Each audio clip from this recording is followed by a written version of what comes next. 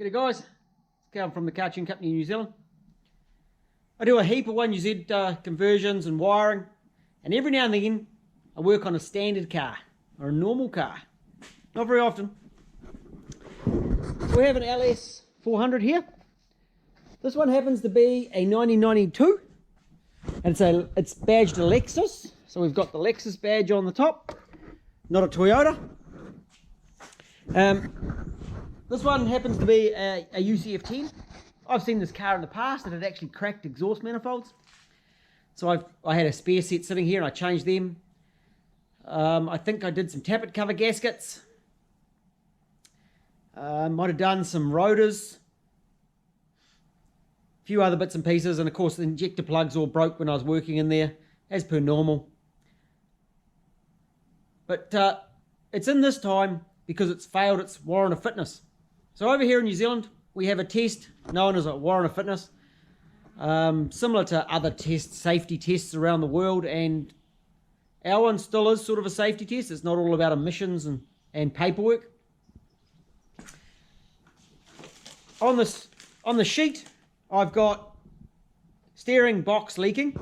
Funny enough, it's got a steering rack, but it's still leaking. SRS light. As soon as it arrived, the airbag light went out like normal, so I'm not too worried about that. Check rear brake pads. The requirement is only that the inspector checks them from outside, doesn't have to take the wheels off, and they're fine, no worries there. And noise and left front suspension.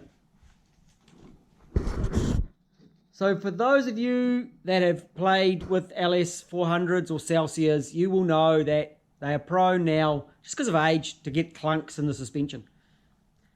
This one, the top arm bushes are have got quite a lot of play in them. So we're going to start with them. I'm also going to do the ball joints and the inner bushes on the bottom arms on both sides. The man quite likes this car. It's done 370,000 kilometers, and it still runs quite well. There's a little puff of smoke when it's cold, first starts, but that soon clears up. And I don't see him selling it in a huge hurry. I've already flushed the power steering last time because I had the alternator off and I had the power steer pump off. And if I remember rightly, the original reason I met this man was I sold him an alternator. And when he took the alternator off, of course, the power steer pump was leaking, so I sold him a power steer pump. So those bits are done, and it's had new fluid when the power steer pump was fitted. And then last time when I had the exhaust manifolds off, I took the power steer pump off because it was just easier. And so it had new fluid then. At that time, the rack was a little bit weepy, but it has gotten worse. And he's putting about 300 mils of fluid in it every couple of months. So it is certainly time for a change there. I'm not one to do half a job. I like to do it properly. And as I know this man will be keeping this car for a while, I'm going to sort that out. So we're going to rip the rack out of this car. I actually have ordered parts. I'm about to head off on holiday. So you'll see me pulling the rack out now. And then in a couple of weeks when I come back, we'll be putting it back in. And I was planning for the parts to arrive while I was away. I actually ordered these parts. Now, this is a really good example of what we have in New Zealand. I ordered this top arm from America. It's got a 1-year warranty, reasonable quality. I've used other parts of this brand. And I ordered it Friday. I ordered it on Friday. It is Tuesday today. I have the arm from America. The other parts I ordered, I got through Toyota New Zealand, and there's some of them sitting at the dealer in the city an hour away. And the last part is coming from Japan. It will arrive while I'm away. So sometimes I can actually get parts from America faster than I can get them locally. And that's just the way things work over here. And if I get it just right with bits coming from the US, then I get them in a real good time. And I'm in the middle of nowhere on a rural delivery, so it is quite impressive. So let's get into it. I've got it stacked on the hoist. I'm going to take the key out, put it in park. No, I'm not. I'm not actually going to do that. I'm going to disconnect the battery. I'm going to leave it in neutral with the steering lock off so I can turn the wheels. I'm going to drop these wheels off, set the steering wheel in the middle as well. I'll also put a bit of mark on it. So I'm going to mark where the steering wheel sits at the moment. I'm not going to use paint pen, funnily enough. People tend to get upset when you put paint pen on their steering wheel. I'd get upset if someone put paint pen on my steering wheel.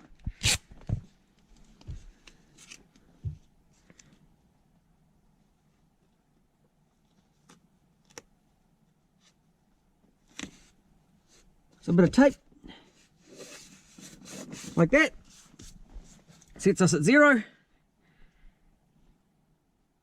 You'll also see we've got the radio out that's getting repaired, giving this car some love.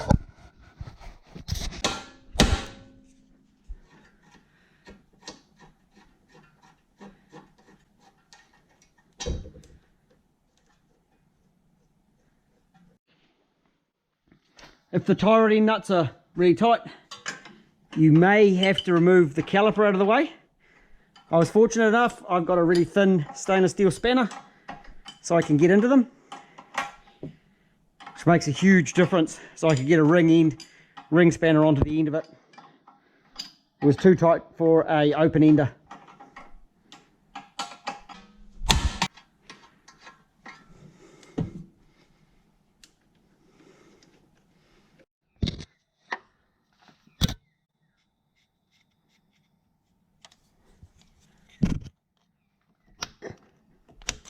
So marking the universal.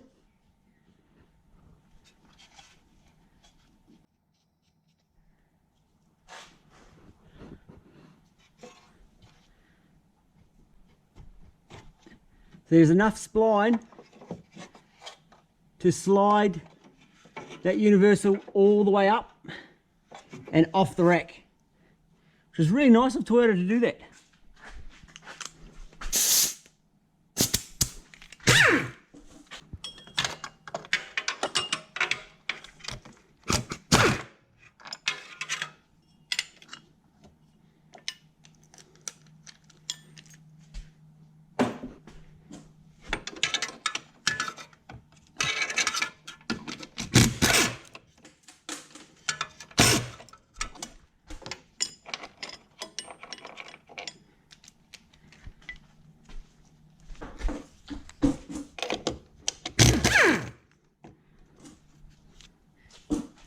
It was not nice of them to put nuts and bolts on the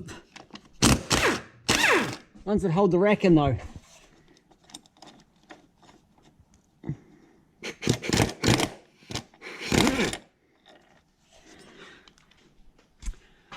Let's get rid of this bar.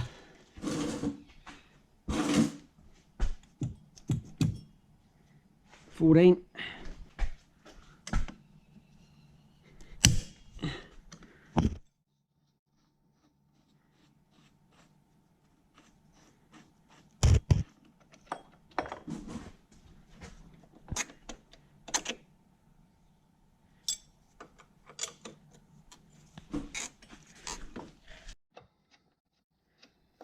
So those of you with great big hands, this isn't going to be fun. You can get your hand in. I've dropped the cover down. I took the brackets off that actually held that cover. And in goes your hand. There's that bracket out, the cover out, shock out. And there's the second bracket. Goes that way. We're looking pretty good.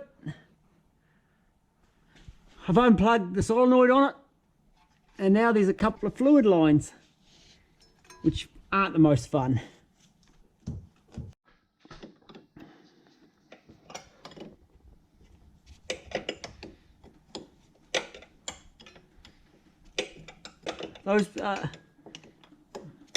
Anybody with big hands is probably not going to enjoy this part of the job, because again it's a bit tight in here.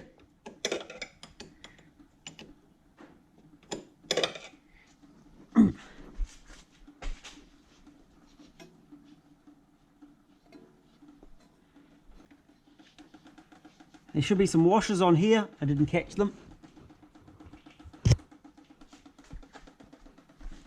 There's one banjo nut out, one banjo bolt, isn't it? There's a bolt. And that allows access to the second bolt. Gonna need a bigger spanner.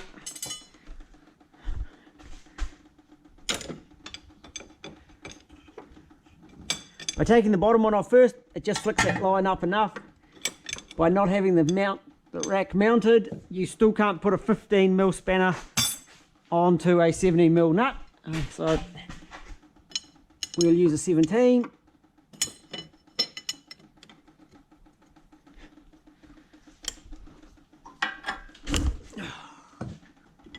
And what you might not see is I'm pulling the rack end down, so it actually tilts the whole rack.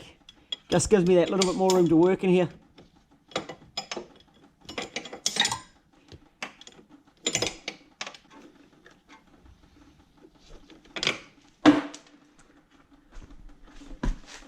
Has this one got a washer on it?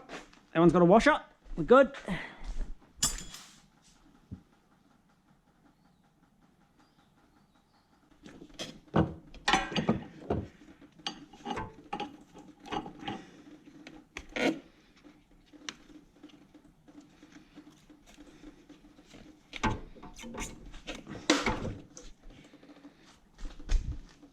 One wash up. Now we just have to slip it out.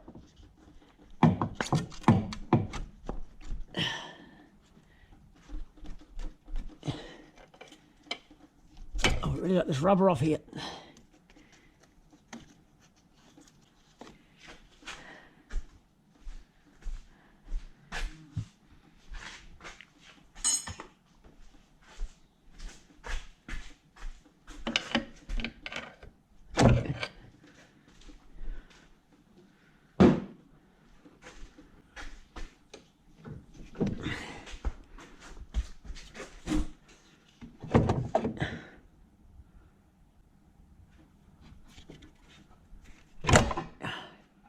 Woohoo! There she is.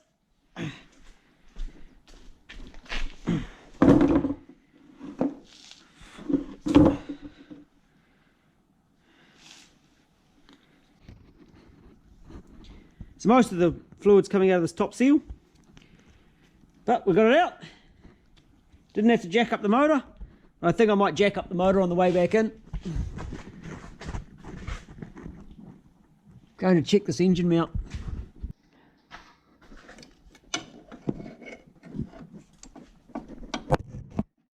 Alright, we're good.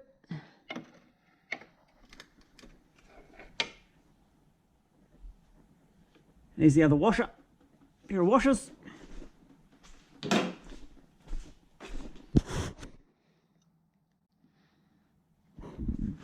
Awesome. Right, those parts can go away.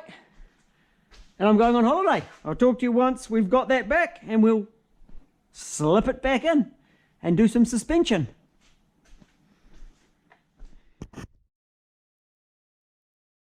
So g'day guys. I'm back from my holiday in Hawaii, and the weather's turned out quite nice back home. Pretty cool in the mornings compared to where I was, but it's been a lovely day, so it's been quite nice to acclimatise back into what we call winter. My hands are incredibly clean, but that's about to change in a few moments. The LS400, I dropped the steering rack off to a rebuilding shop, guy I work with quite a bit, and he popped it apart and sorted it out while I was away. I'm a little bit limited in my time, so I've got to make the most of every moment that I've got. I ordered a whole lot of parts. One of the arms turned up before I actually left, which was quite impressive, and the other parts I saw trickling in as I was away. The proper washer for the banjo bolts. Sway bar mounts. A couple of castle nuts for the tie rod ends because one of them had broken off. And they're only a few dollars for a new one. Genuine Toyota far easier than trying to source something secondhand or scratching around. Over here we've got some lower arm inner bushes and a top arm assembly and a couple of ball joints. And they're actually all really well priced over here. We're pretty fortunate. They've got like a set pricing on ball joints, so even quite a big bulky one is quite a reasonable price. So I've got to remember how to do work and remember how all this vehicle goes back together. I didn't have a mystery fairy that came in and did it for me. I'll probably think I've got to come up with a plan where I'm going to start. I might actually start with the top arms and do that suspension and finish off with the rack, or do I put the rack in now? I don't know. So I need to come up with a plan of what I'm going to do. Kind of thinking maybe I think I might actually lift the engine first, put that rack into place. The rebuilder undid all my tie rod ends and he didn't mark it or anything. So I'll get out my tape and measure it all up, center it all up, get it ready to go back in the hole. And I think I'm going to actually just put the trans jack under the engine. I'll lift it up a little bit to give us just a little bit more clearance to get that rack in. I think that's going to be the easiest way to do this job. So I'm going to get into it, and we'll show you a couple of steps as I go along. We have the trans jack lifting up the engine. I've centered up the rack. I've anti-seized the tie rod ends, rack ends. Let's see how she fits. So close.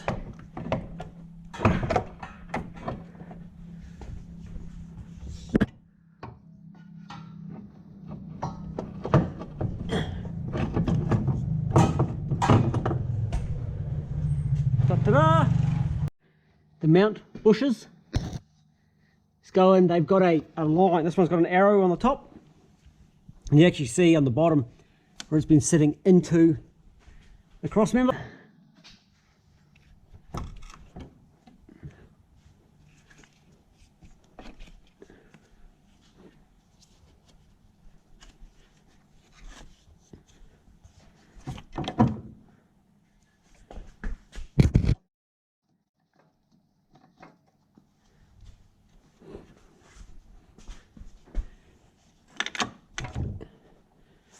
Just like so. That was easy.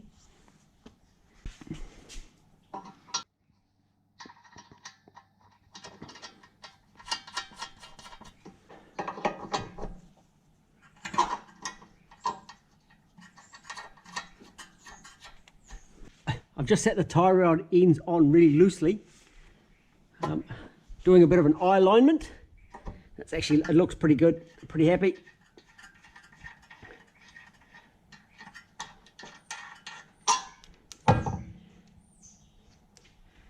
And some fun ones, put these bolts in.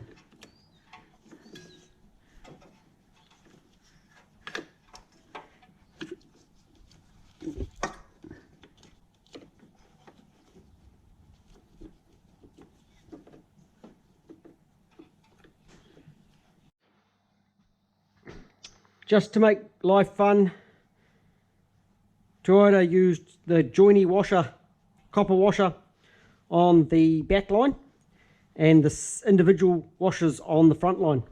Front line.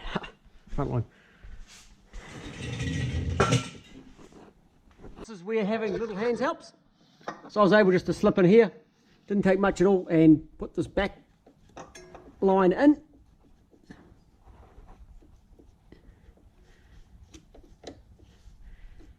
And then we want to do it up nice and tight. By not having the rack all bolted in yet properly, does allow reasonable access into those bolts.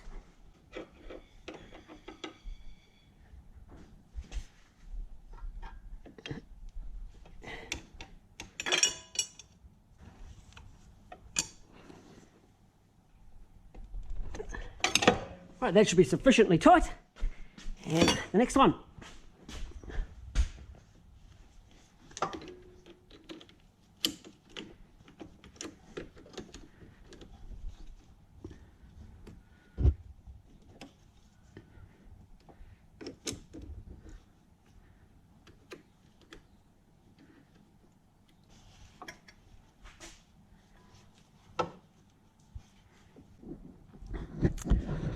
Alright, so I've started off, I fitted the one that doesn't seem right to fit first actually, the one on the outside. Because you can reach your hand around the back to get the pressure line.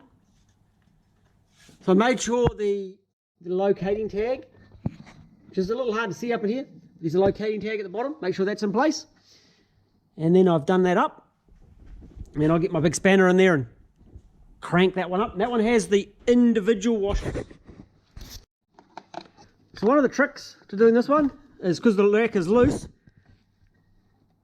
I just pull the rack down and I can get into that bolt quite easily. Right, the next one's pretty simple for me with my little hands. And it's also the one with the joined washers, which is quite handy. That big long spanner does make getting into those bolts a bit easier. Right, let's set it into place. And that's the lines done. Let's put the universal on. Now if you were paying attention, which I didn't show, I did have the steering wheel inside is all lined up as it should be. And I actually just used a bit of duct tape across the other duct tape that I put in. On she goes.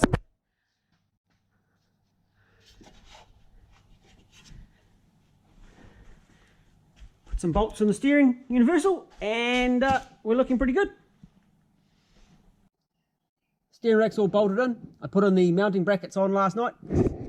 You'll see here my steering wheel has stayed straight. Oh, it's a bit hard to see, but thanks to the duct tape method. There we go.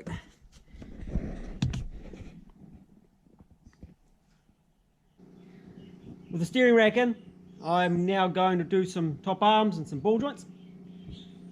So we'll just, I'll show a couple of little bits and pieces as I do that.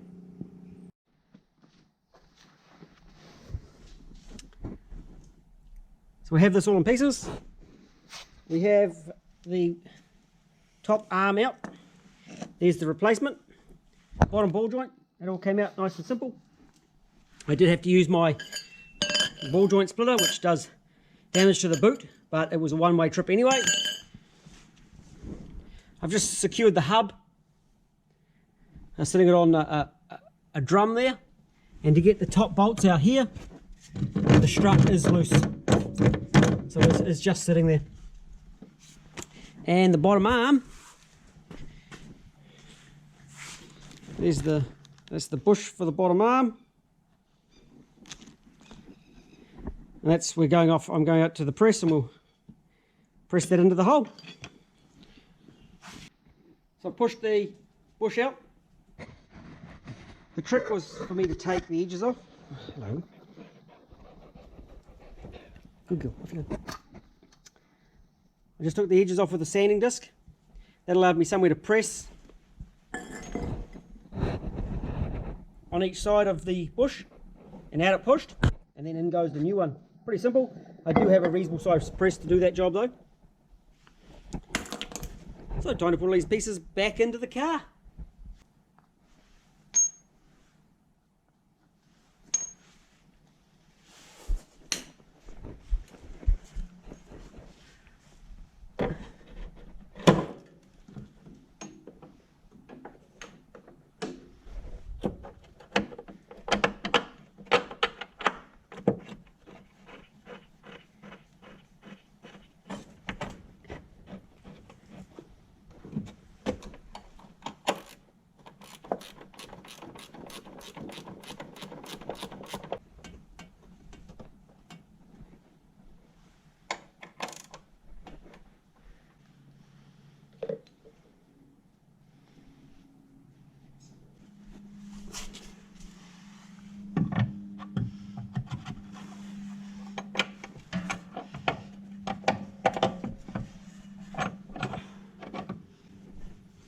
you look really closely, marked up the camber plates, camber adjusters, cambered cams, whatever you want to call them. Of course, it will go for a wheel alignment, but it's nice to get it kind of close when you put it back together.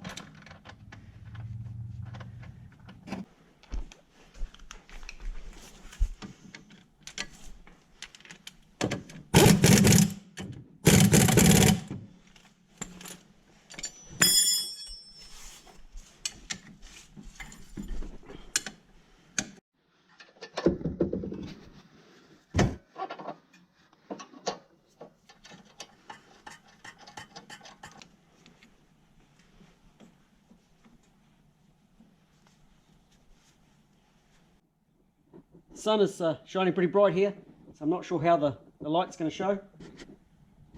With these bushes, especially this inner bush here, that one there, really important that it's done up in a natural position. So if we look at this bush, it'll turn, but you don't want it so it's already flexed up, already loaded up. So I've put the axle stand under, pop that axle stand under, and then I measured from the center up to the guard approximately a natural sitting position, a ride height position, because it's easier than doing it with the wheel on. And when it goes into the wheel alignment, I will ask them just to loosen the camber bolt off and give it a bit of a bounce. I've also done up these top ones, which aren't quite as critical, I don't believe. They're more designed to swivel. So the main one is the bottom of the shock and the lower arm inner bush. So they're done up in a natural position. I've seen a lot of people replace bushes and a year later they're stuffed out, and it's not the bush's fault, it's incorrect fitment. So taking that time just to set it up in a natural position does make these bushes last a lot longer. So this side's just about back together. I'm just going to go through and spanner check it one more time. And then I've got the other side to do. Whipped out the sway bar bushes, sway bar mount bushes, and this one is oval. Probably not ideal. And this one's a little bit different because it's round. Nice and simple to put in, just unbolt up in here, bracket on it, easy as. And now I'm going to strip this side apart, just like I did the other side.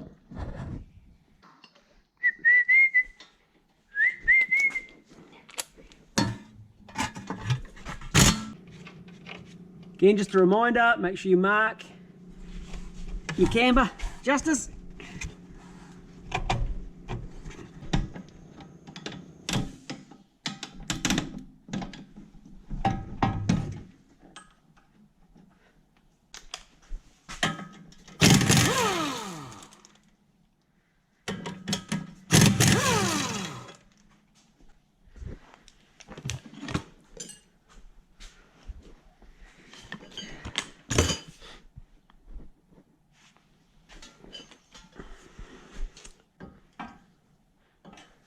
So my ball joint splitter isn't ideal for this job.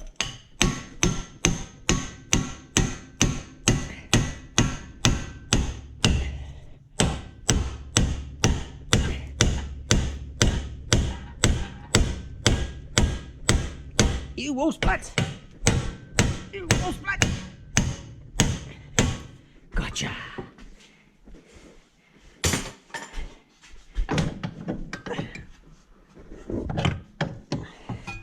She's a little bit tight.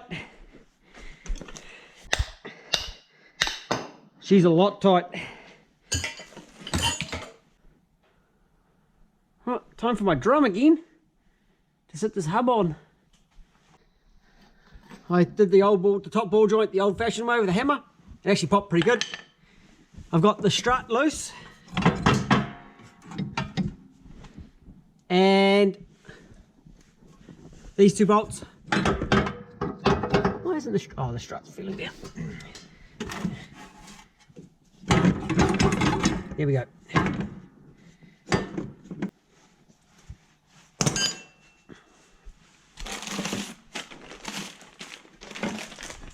I managed to get a genuine arm for the left hand side, which I'm quite pleased about.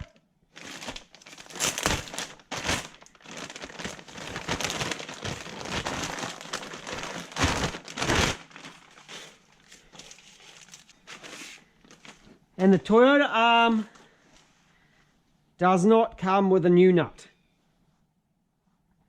It's kind of crappy. Bottom ball joint. So there's the part number for the bottom ball joint. The ball joint comes with a new nut. So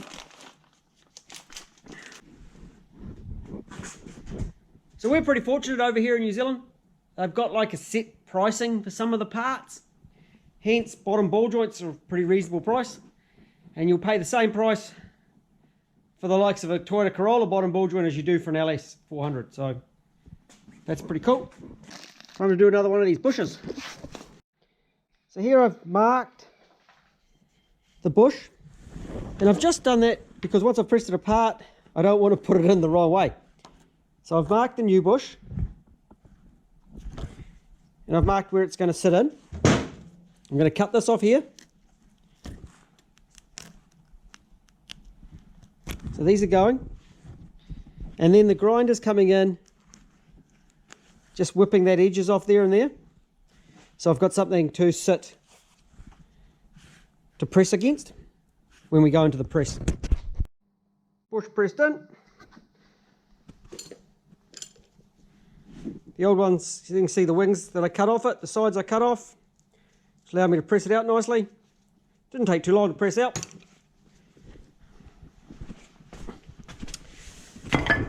Starting to get a bit dark, and I'll put this one back together just like the other side.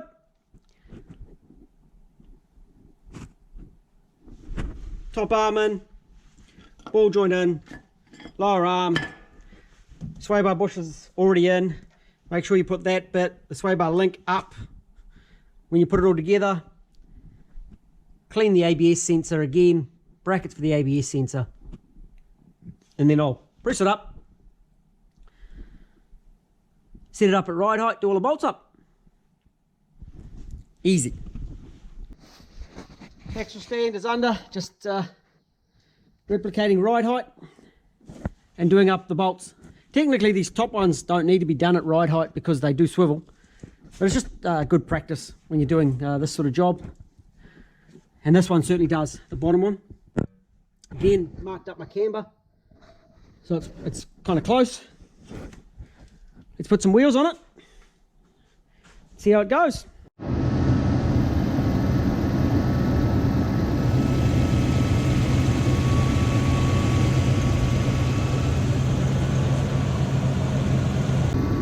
So I flicked some past air fluid into it because that rack was all new.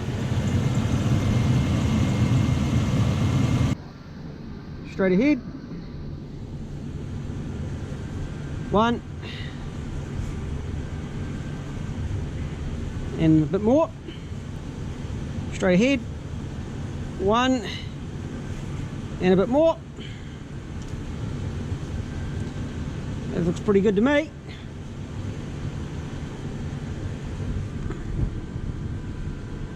Have to put a radio back in too. So in an attempt to make sure we put all the detail in here, I just tipped some past air fluid in it. A good quality transmission fluid is what I've used. You might have noticed that I didn't do a flush. Now if I was doing a past air pump normally, I would do a flush. If I was doing a rack normally, I would do a flush. This vehicle's had a past air pump done in the past, prior to me. Well, I sold the man a pump when I sold him an alternator. So that was already done. I had the pump off last time I had this vehicle in, so it had new fluid put on it, and the fluid that was in it was spotless. The rack hadn't failed because of contaminant, it had failed because it had done 360,000 Ks and the sealer didn't go. And the fluid was spotless. So normally I would do a flush as I said, but this time just good clean fluid, and it bled up perfectly. I basically filled the reservoir, I hit the key, and it cranked over a couple of times before it fired, enough to drain the reservoir. I then topped it up and I started it and just topped it up from there, and it bled up pretty much instantly. It was a really, really good one. Sometimes they make a bit of noise. This one had a little bit of an air bubble noise for about 3 or 4 seconds. It was that fast. So it was really, really nice. So that's really, really important. Good fluid, just good clean ATF fluid. If you want to use a power steer fluid, that's fine. What I don't recommend is mixing and matching different fluids. I try to stick with one, keep it all simple. The next hint of the day, helpful hint for the day, is lube your nuts. About to put the wheels on. Put something slippery on those threads and lube those nuts.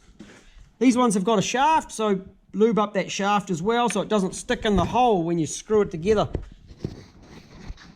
Most guys should know that by now, but not everyone takes that on, and better take some wheels off, and they're dry and horrible. So we all know a bit of lube makes things go in easier, makes it come apart easier as well. So keep that in mind, lube your nuts. Just to make my life fun, when I was inspecting the pump after putting it all back together, there was a couple of drops of fluid on the bottom of the idle up on the power steer. We'll see if we can see it. So it's up.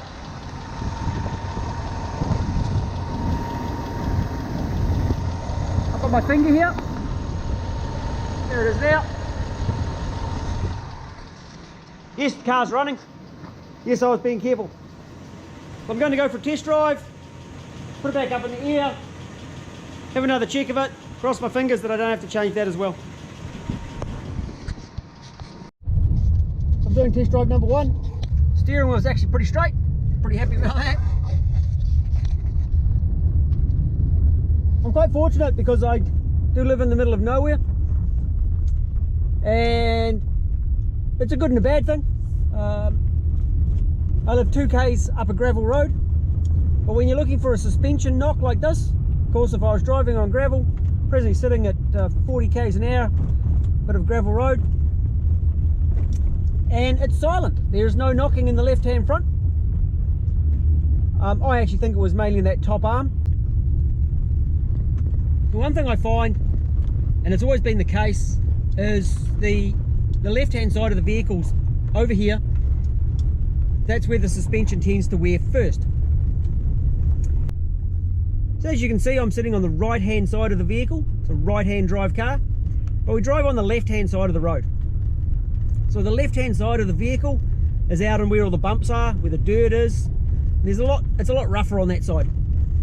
Hence, we wear out the left hand side suspension faster than the right hand, generally. Not always the case, but it's a generalization.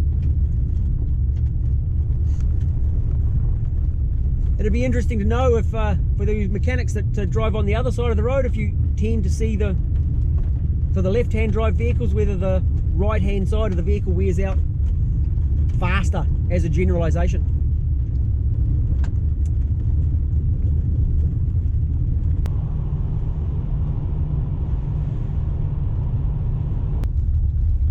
Just got back from a drive on the highway. Steering wheel does sit nice and straight, so my eye alignment is pretty good. So I will go into town and get it on the alignment chain and get it checked. Can then go back for a warrant fitness check. Just a formality over here to ensure that vehicles are up to standard. And then it can be going back to its customer. And hey, this is a beautiful car. I thought it had done 360,000 Ks. It's 379, so almost 380,000 Ks. I'm hoping the radio is going to turn up. That's been away for a repair as well. So I hope that turns up. But hey, I'm really happy, and hopefully that's been helpful on servicing the front suspension and repairing front suspension and doing top arms, which are quite a common failure. I do recommend buying good quality arms if you can. Also, of course, changing that steering rack, which is quite simple and quite straightforward, but some people do find that quite daunting. So I hope that was helpful, and we'll talk to you again. Catch you later.